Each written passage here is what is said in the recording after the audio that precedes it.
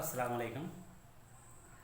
আমি সাধারণত যেখানেই যাই বা যে এলাকায় যাই, রাস্তাঘাটে যারা বৃদ্ধ আছে বা বয়স্ক আছে তাদের সাথে কথা বলার চেষ্টা করি।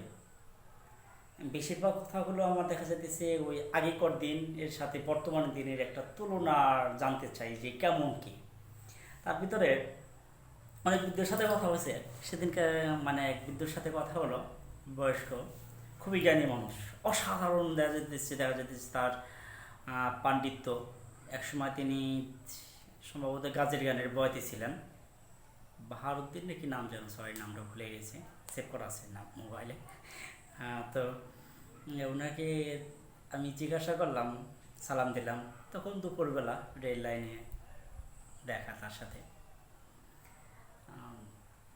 বললাম যে বাজান, আপনি তো ব্রিটিশ পিরিয়ড দেখছেন, পাকিস্তান পিরিয়ড দেখছেন, এখন বাংলাদেশি দেখতেছেন, তো আপনার কাছে কি মনে হয় আগেকার মানুষ বেশি ভালো ছিল নাকি এখনকার মানুষ বেশি ভালো?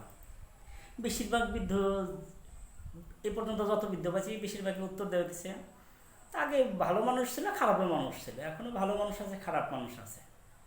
কিন্তু উনি সরাসরি বললো আগের মানুষ বেশি ভালো ছিল, এখনকার মানুষ না। আমি বললাম আগেকার মানুষ এত ভালো ছিল কিভাবে? আগে রাস্তাতে দেখা যেতেছি সুন্দর করে কেউ যাইতে পারতো না, 100 চাল নিয়ে যেতে পারতো না, 100 টাকা কাছে নিয়ে যেতে পারতো না, বাইরে ধরে নিয়ে যেত। আগে ছিল গ্রামে, মানে পুরো একটা গ্রামই ছিল চোরপাড়া, মানে ওই গ্রামের মানুষের পেশায় ছিল চুরি করা। কিছু কিছু গ্রাম ছিল ডাকাত পাড়া, ওই গ্রামের মানুষের মানে দেখা যেতেছে পেশায় ছিল ডাকাত পাড়া। আমাদের এলাকায় ডাকাত পাড়া ছিল, ওই গ্রামে কোনো ডাকাত পাড়া আছে এই ডাকাত ছিল না। যাই হোক, এমন ছিল। আর এখন তো এটা নাই, শীত কাটা চোর নাই, দেখা যেতেছে লুটতারাস নাই। তো তখন উনি আমার বলল যে আগে শীত কাটা চোর ছিল, ডাকাত ছিল, কথা ঠিক, কিন্তু এদেরকে ধরা যাইত, ধরে পিটানো যাইত। কিন্তু এখনকার যে বদমাইশ চোর ডাকাতগুলো আছে, এগুলো ধরা ছোঁয়ার বাইরে। এগুলো খালি মাঝে মধ্যে আমরা শুনবো। এখন এত বেশি চুরি ডাকাতি হয়, এত বেশি লুটতারাস, যেটা আমরা যেমন স্বপ্নও ভাবি নাই। আর তারা এত উচ্চ লেভেলের, ধরা ছোঁয়ার বাইরে। আগেকার চোর ডাকাতগুলো ছিল ঘৃণিত সমাজের, তাদের সমাজে কোনো দাম ছিল না। কিন্তু এখনকার সমাজে, এখনকার দিনে তুমি দেখো, যারা যে যত বেশি দেখা যাচ্ছে ব্যাংক থেকে যত বেশি টাকা লেনদেন নিতেছে, যে যত বেশি ঋণী, তার তত বেশি সম্মান। কোটি কোটি টাকা দেখা যাচ্ছে যে যারা ঋণ নিতে পারতেছে তারাই মানে সম্মানিত। আগে যে ঋণগ্রস্ত ব্যক্তি, তার দেখা যাইতেছে ওইভাবে সবসময় সে কাছে মুচুর ভিতর থাকতো, এখন সেটা না। বললাম তো ঠিক আছে এবার যান।